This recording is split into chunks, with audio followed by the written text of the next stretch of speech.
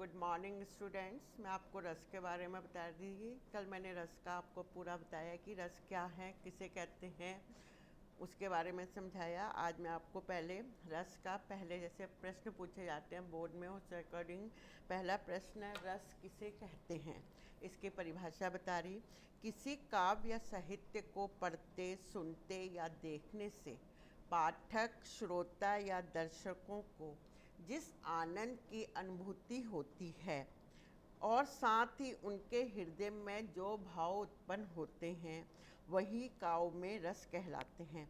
एक तो आनंद की अनुभूति होती है और साथ ही उनके हृदय में जो भाव उत्पन्न होते हैं वही काव्य में रस कहते हैं। दूसरा प्रश्न है, रस के कौन कौन से अवयव हैं, उदाहरण देकर समझाइए।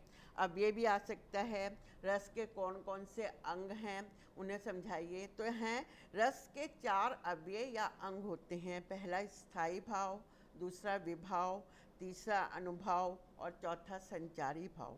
अब पहले मैं बताती हूँ स्थायी भाव किसे कहते हैं। स्थायी भाव वे भाव हैं जो हृदय में स्थायी रूप से रहते हैं।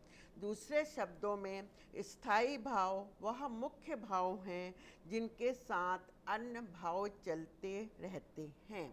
जो भाव हमारे मन में स्थायी रूप से हैं, जैसे हमारे मन में क्या होता है, शोक होता है, घृणा होती है, प्रेम उत्पन्न होता है, उत्साह होता है, शौर्य, हास आदि, उन्हीं को स्थायी भाव कहते हैं। दूसरा है विभाव। विभाव किसे कहते हैं? स्थायी भाव के उत्पन्न होने के कारणों को विभाव कहते हैं। स्थायी भाव जिन कारणों से उत्पन्न होते हैं उन्हें विभाव कहते हैं। अर्थात विभाव वह कारण जो रस की उत्पत्ति करते हैं। विभाव वह कारण हैं जो रस की उत्पत्ति करते हैं। जिस वस्तु या व्यक्ति के कारण स्थायी भाव जागृत होते हैं, फिर से समझा रही दूसरी तरह से, जिस व्यक्ति या वस्तु के कारण स्थायी भाव जागृत होते हैं उन्हें विभाव कहते हैं। इस तरह विभाव वह हैं जो स्थायी भाव को जागने का कार्य करते हैं। वह व्यक्ति या वस्तु या घटना कोई भी हो सकती है। स्थायी भाव हमारे मन में किसी व्यक्ति के कारण भी उत्पन्न हो सकते हैं, किसी वस्तु के कारण भी उत्पन्न हो सकते हैं और घटना के कारण भी उत्पन्न हो सकते हैं। इसे मैं एक उदाहरण के द्वारा आपको बताती हूँ। यदि किसी व्यक्ति को देखकर हमारे मन में क्रोध का भाव जागृत होता है तो वह व्यक्ति क्रोध के भाव का विभाव है। ये उदाहरण है। दूसरा, जैसे ऊपर कहा गया है कि स्थायी भाव किसी व्यक्ति के कारण जागृत होता है तो वह व्यक्ति उस भाव का अवलंबन कहलाएगा। यह भी हो सकता है कि वह भाव जागृत करने में वातावरण, परिवेश, लोगों द्वारा कही गई कुछ बातें आदि उन भावों को और उद्दीप्त करें। इस आधार पर विभाव के 2 भाग होते हैं। अब विभाव के भी 2 भाग होते हैं। पहला है अवलंबन विभाव और दूसरा है उद्दीपन विभाव। अवलंबन विभाव जिसे देखकर रस उत्पन्न होता है, जैसे नायिका को देखकर नायक के मन में श्रृंगार रस उत्पन्न होता है, यहाँ अवलंबन नायिका है। दूसरे शब्दों में हम यह कह सकते हैं वह व्यक्ति, वस्तु, घटना जो स्थायी भाव को जागृत करती है वह अवलंबन विभाव कहलाता है। दूसरा है उद्दीपन विभाव। उद्दीपन भाव ये विभाव स्थायी भाव को उदित करते हैं। इनमें प्राकृतिक वातावरण विशेष प्रभाव होता है। जैसे प्राकृतिक वातावरण जैसे ओपन बगीचे हो गए, तालाब का किनारा, वर्षा ऋतु और अंधेरी रात आदि। अब ये क्या है भाव? दूसरे शब्दों में हम यह कह सकते हैं भाव को अधिक उदित करने में या तीव्रता लाने में, भाव को अधिक उदित करने में या उसमें तीव्रता लाने में जो बाह्य वातावरण या चेष्टाएं आदि कार्य करती हैं वह उद्दीपन विभाव के अंतर्गत आती हैं। इसे मैं एक उदाहरण के द्वारा आपको बताती हूँ कि उदाहरण है, धनुष यज्ञ के बाद जब परशुराम जनक की सभा में आकर शिव धनुष को टूटा हुआ देखते हैं तो उन्हें क्रोध आ जाता है। टूटा हुआ शिव धनुष उनके क्रोध का अवलंबन है। लेकिन लक्ष्मण जब जली कोटी बातें को सुनाते हैं तो परशुराम का क्रोध उदित हो जाता है। इस तरह लक्ष्मण के वचन उदितपन विभाव का काम करते हैं। अब अभी मैंने आपको स्थायी भाव दूसरा विभाव के बारे में बताया है। विभाव दो तरह के होते हैं, अवलंबन और उदितपन। अब मैं तीसरा बता रही हूँ, अनुभाव।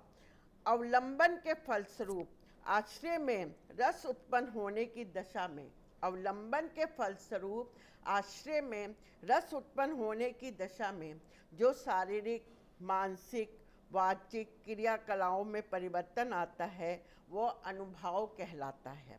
जैसे भय के कारण रोंगटे खड़े होना, हास्य भाव के कारण पेट में बल पड़ जाना।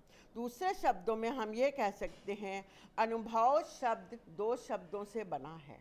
जैसे पहला अर्थ है स्थायी भाव को जागृत होने के बाद जो शारीरिक, मानसिक चेष्टाएं, छोटे छोटे भाव जागृत होते हैं वो अनुभव कहलाते हैं।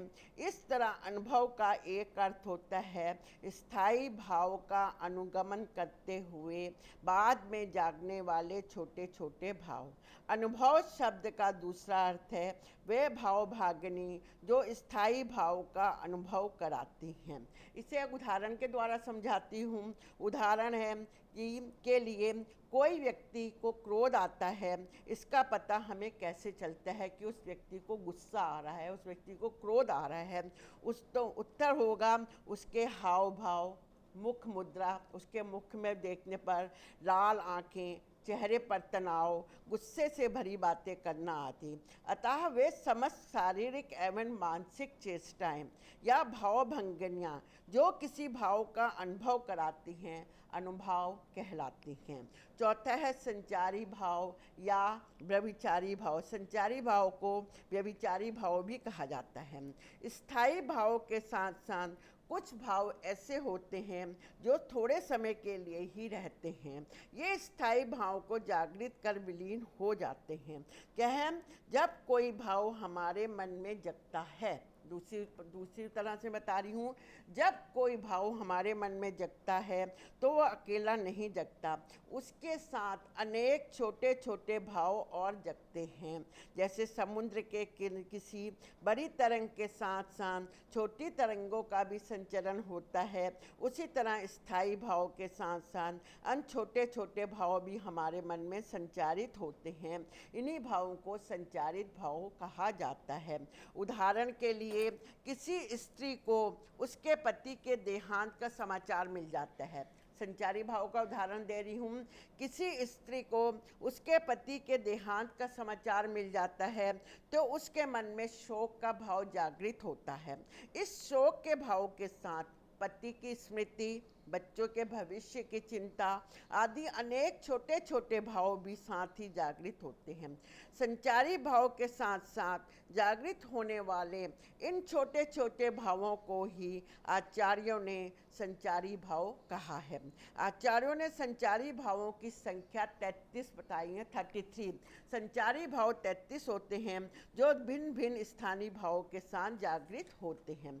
इस तरह स्थायी भाव, समझ विभाव, अनुभव, संचारी भाइयों के संयोग से रस की निष्पत्ति होती है। भरत मुनि ने रस की निष्पत्ति की परिभाषा देते हुए कहा है, जिस तरह से खट्टा, मीठा और तीखी सभी तरह के स्वादों से भरपूर भोजन करने के बाद भोजन करने वाले को आनंद की प्राप्ति होती है। देखिए इतना अच्छा उदाहरण है। जिस तरह से खट्टे, मीठी और तीखी सभी चीज़ों के स्वादों का भरपूर भोजन करने के बाद भोजन करने वाले को आनंद की प्राप्ति होती है, उसी तरह शोक, हास, प्रेम, घृणा आदि के भावों से युक्त काव्य या नाटक में आनंद का या रस की अनुभूति होती है। आज मैंने आपको रस किसे कहते हैं, रस के कितने अंग या अवयव होते हैं, उनके बारे में बताया है। इन सब की परिभाषाएं आप लोगों ने याद करनी हैं। बोर्ड में ये परिभाषाएं भी आती हैं, इनके खाली अंग भी पूछे जाते हैं। कई बार पूछते हैं रस के कितने अवयव या अंग होते हैं, तो 4, और रस के को 2 अवयव लिखे, तो उस समय आप ये कंफ्यूज हो जाते हैं, यहाँ तो 2 अवयव हैं और हमने ये क्वेश्चन नहीं पढ़ा। तो इन्हीं में से कोई भी आप लिख सकते हैं, अनुभव या विभव, कोई भी 2 अवयवों के नाम भी लिख सकते हैं। आज मैं आपको यहाँ तक पढ़ा रही, कल मैं आपको नेक्स्ट क्वेश्चन पढ़ाऊँगी, तीसरा इसका।